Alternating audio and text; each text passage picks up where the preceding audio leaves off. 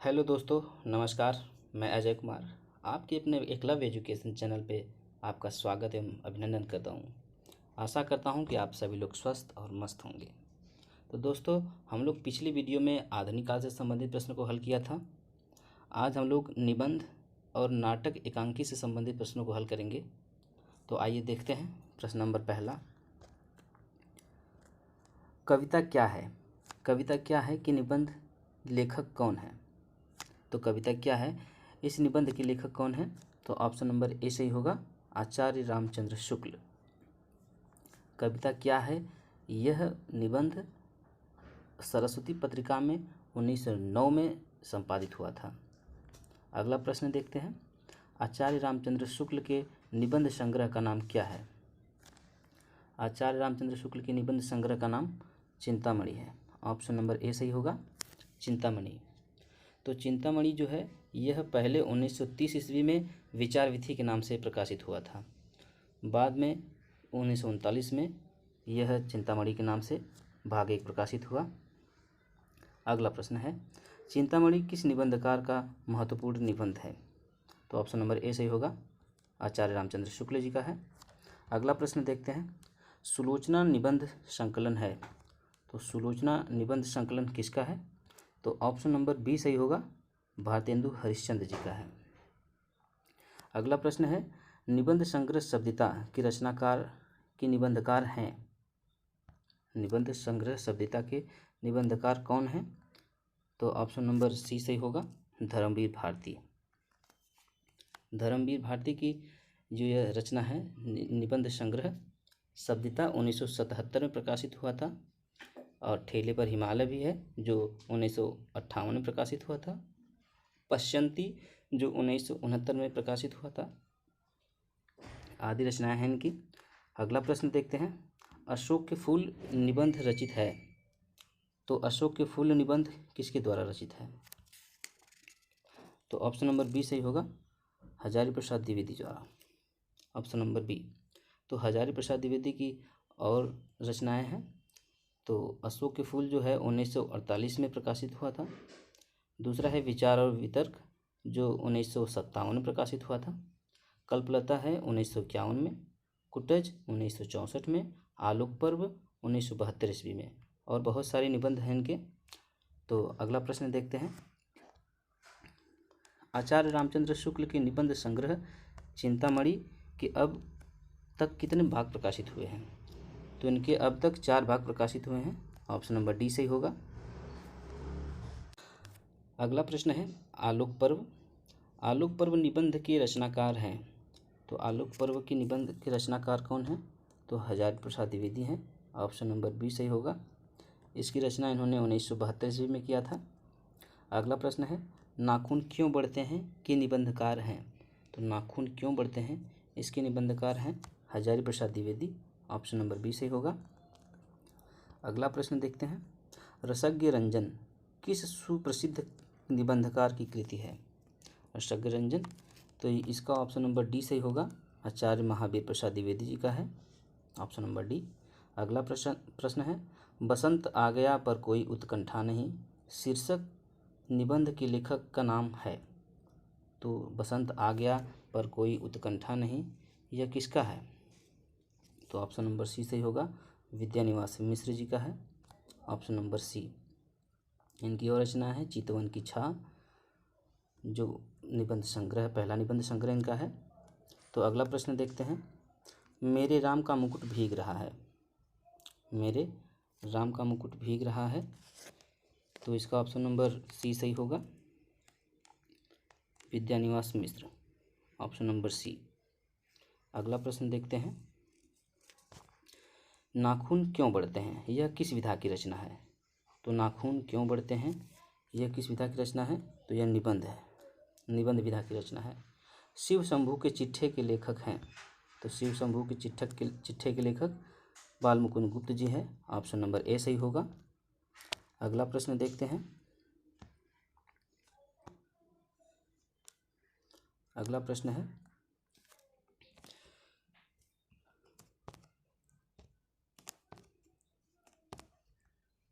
भौं।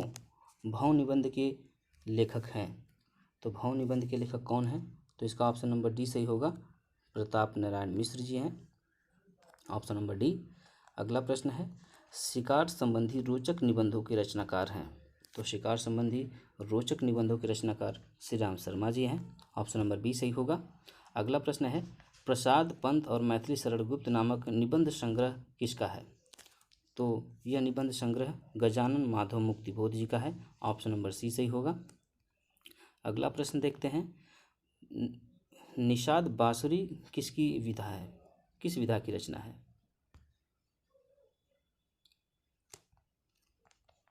निबंध निषाद बांसुरी की विधा है, तो यह संस्मरण है, ऑप्शन नंबर सी सही होगा, संस्मरण। अगला प्रश्न है, हिंदी साहित्य में सरदार पूर्ण सिंह की ख्याति किस रूप में है?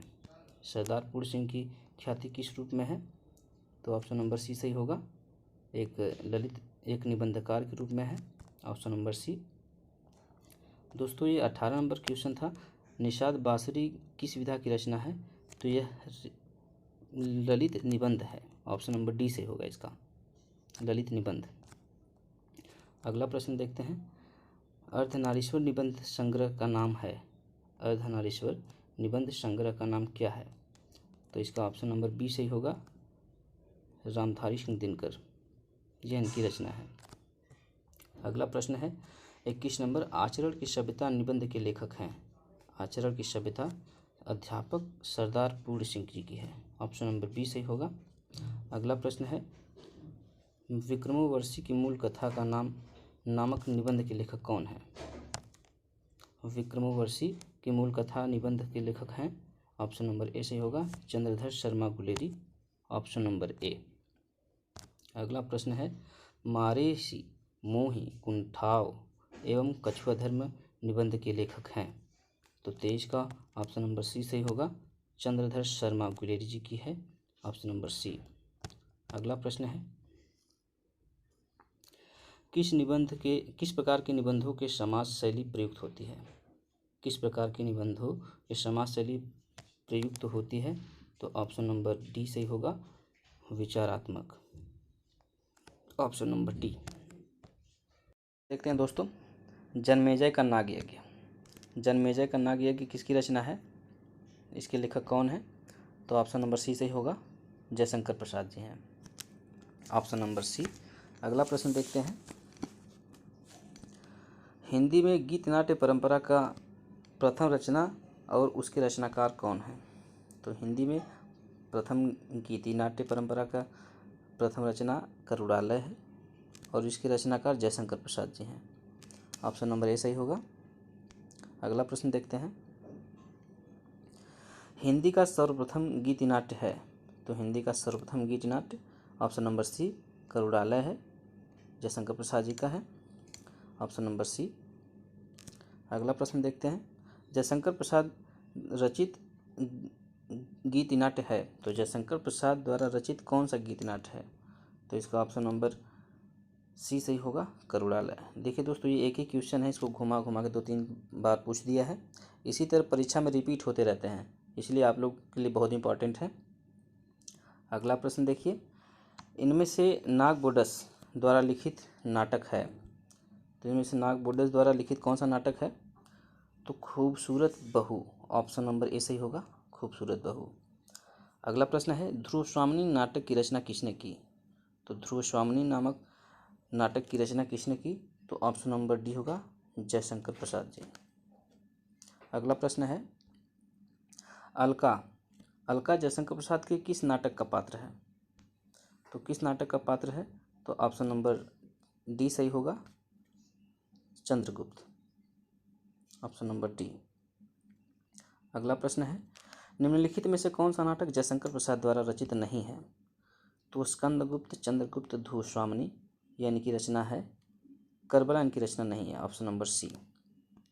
अगला प्रश्न देखते हैं, निम्नलिखित में से कौन सा नाटक प्रसाद का नहीं है? तो कौन सा प्रसाद जी का नहीं है?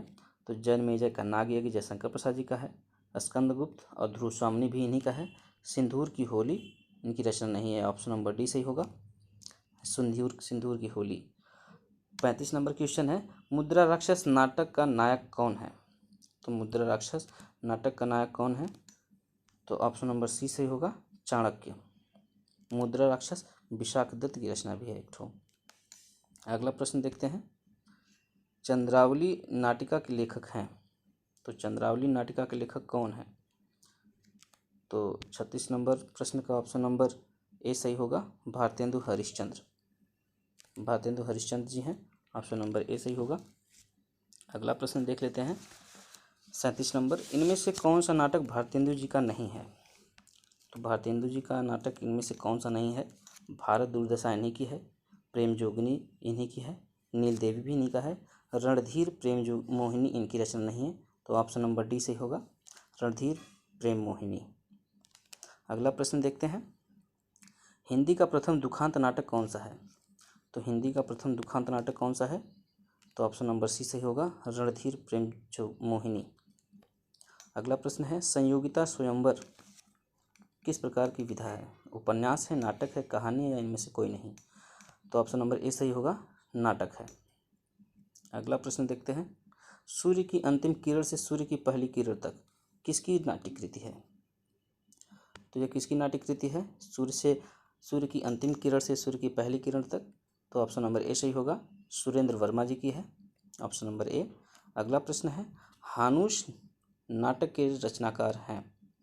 हानुश नाटक के रचनाकार कौन है? तो भीष्म शाहनी है, ऑप्शन नंबर सी सही होगा। अगला प्रश्न है 42 नंबर, विश्वामित्र नाटक के लेखक हैं। तो विश्वामित्र नाटक के लेखक कौन है? तो इसके ऑप्शन नंबर सी सही होगा, उदय शंकर भट्ट जी हैं, ऑप्शन बी। अगला प्रश्न है, चरणदास चोर किसकी नाट्यकृति है? चरणदास चोर हबीब तनवीर की रचना है, ऑप्शन नंबर बी। अगला प्रश्न देखते हैं 44 नंबर, लहरों के राजहंस नाटक के नाटककार हैं। तो लहरों के राजहंस के नाटककार कौन है? तो ऑप्शन नंबर सी सही होगा, मोहन राकेश। दोस्तों ये सब प्रश्न टीजीटी और पीजीटी में पूछे गए हैं। ये सब प्रीवियस ईयर पेपर का बहुत महत्वपूर्ण प्रश्न है, इसलिए आपको मैं जल्दी जल्दी रिवाइज करवा रहा हूँ। आप लोग 2-3 बार इस वीडियो को देख लेंगे तो पूरा कंठस्थ हो जाएगा।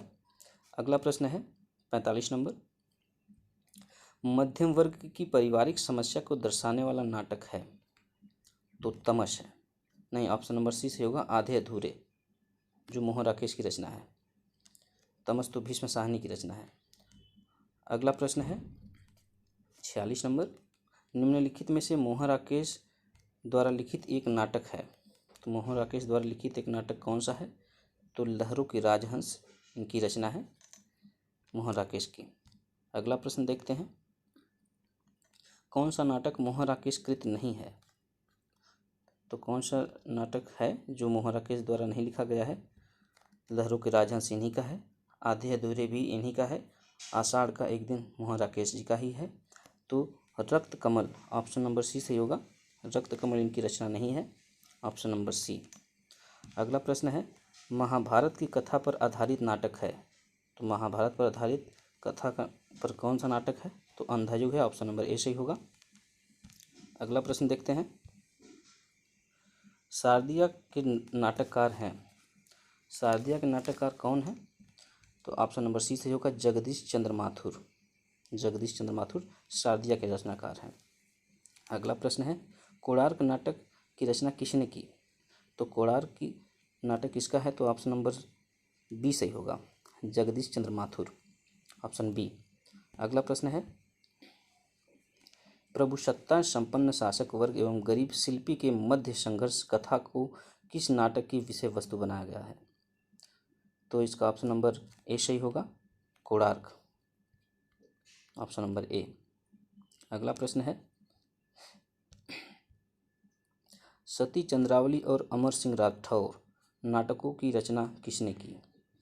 तो इन नाटकों की रचना राधा चरण गोस्वामी जी ने किया था, ऑप्शन नंबर ए सही होगा, राधा चरण गोस्वामी। सर्वेश्वर दयाल सक्सेना, अगला प्रश्न है, सर्वेश्वर दयाल सक्सेना की नाट्यकृति का नाम है। तो इनकी नाट्यकृति का नाम क्या है? तो ऑप्शन नंबर डी सही होगा, बकरी। इनकी नाट्यकृति बकरी है, ऑप्शन नंबर डी। अगला प्रश्न देखते हैं, बकरी नाटक के रचयिता हैं, तो बकरी के नाटक के रचयिता हैं ऑप्शन नंबर डी सर्वश्री दयाल सक्सेना। अगला प्रश्न है, शकुंतला नाटक का खड़ी बोली में गद्य अनुवाद हुआ है, तो किसके द्वारा हुआ है? शकुंतला नाटक का खड़ी बोली में किसने अनुवाद किया है? तो राजा लक्ष्मण सिंह ने किया है। ऑप्शन नंबर बी सही होगा, राजा लक्ष्मण सिंह। अगला प्रश्न देखते हैं, भारतेंदु युग की केंद्रीय विधा है, भारतेंदु युग की केंद्रीय विधा कौन सी है? तो भारतेंदु युग की केंद्रीय विधा नाटक है। ऑप्शन नंबर सी सही होगा, नाटक। एक और द्रोणाचार्य किसकी कृति है? तो एक और द्रोणाचार्य एक शंकर शेष की रचना है, शंकर शेष। ऑप्शन नंबर डी सही होगा। अगला प्रश्न देखते हैं, नहुष, नहुष नाटक के रचनाकार कौन है? तो इसका ऑप्शन नंबर ए सही होगा, गोपाल चंद्र उर्फ गिरधर दास। ये भारतेंदु हरिश्चंद्र जी के पिता हैं। अगला प्रश्न है, नहुष नाटक के लेखक बाबू गिरधर दास का भारतेंदु हरिश्चंद्र से क्या संबंध है? तो ऑप्शन नंबर ए है, ये इनके पिता हैं, जैसा कि मैंने ऊपर बताया। ऑप्शन नंबर ए सही होगा। अगला प्रश्न देखते हैं, अगला प्रश्न है 60 नंबर, 60 नंबर, उत्तर प्रियदर्शी नामक गीत नाट्य के लेखक कौन है? तो उत्तर प्रियदर्शी के लेखक कौन है? उत्तर प्रियदर्शी,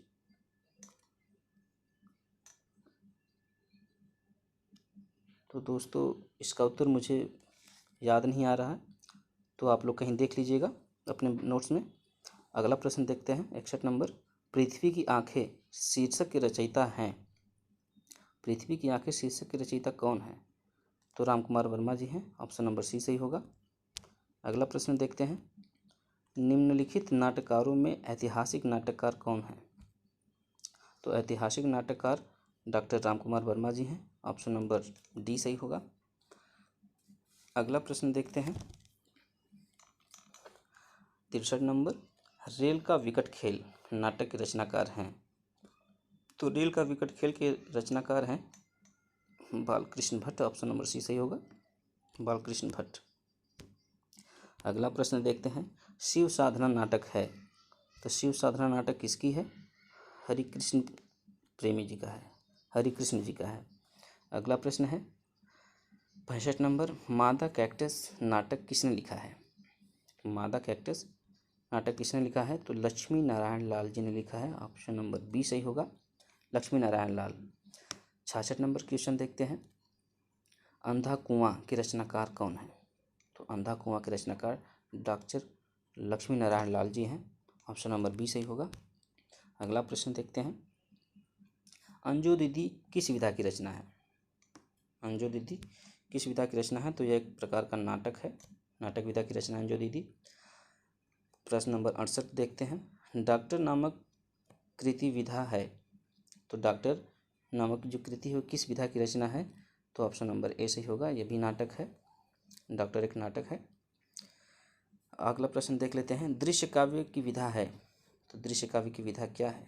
नाटक। Option number A. अगला प्रश्न देखते हैं, हिंदी में यथार्थवादी एकांकी के जनक हैं, हिंदी में यथार्थवादी एकांकी के जनक हैं, तो इसका ऑप्शन नंबर ए सही होगा, रामकुमार वर्मा जी हैं। Option number A. अगला प्रश्न देखते हैं, आधुनिक एकांकी के जनक माने जाते हैं, तो आधुनिक एकांकी के जनक रामकुमार वर्मा जी माने जाते हैं। ऑप्शन नंबर सी सही होगा। तो दोस्तों आज मेरे प्रश्नों की श्रृंखला यहीं पर समाप्त होती है। तो दोस्तों ये आपको टीजीटी पीजीटी के लेवल की प्रश्न मैंने आपको रिवाइज़ करवाया है, जो प्रीवियस ईयर में पूछे गए हैं, तो आपके लिए बहुत ही महत्वपूर्ण है, क्योंकि हर 2 साल 3 साल में ये प्रश्न रिपीट होते रहते हैं, 2-4 प्रश्न तो कन्फर्म हो जाते हैं, तो इसलिए आप इस वीडियो को 2-3 बार देख लीजिए, कन्फर्म हो जाएगा। तो दोस्तों आपको अगर ये मेरा वीडियो अच्छा लगे तो चैनल को सब्सक्राइब करके लाइक कर दीजिए और कमेंट शेयर कीजिए, और आपको हिंदी से रिलेटेड किसी भी प्रकार का वीडियो चाहिए तो आप कमेंट कीजिए। तो आज के लिए बस इतना ही। जय हिंद, जय हिंदी।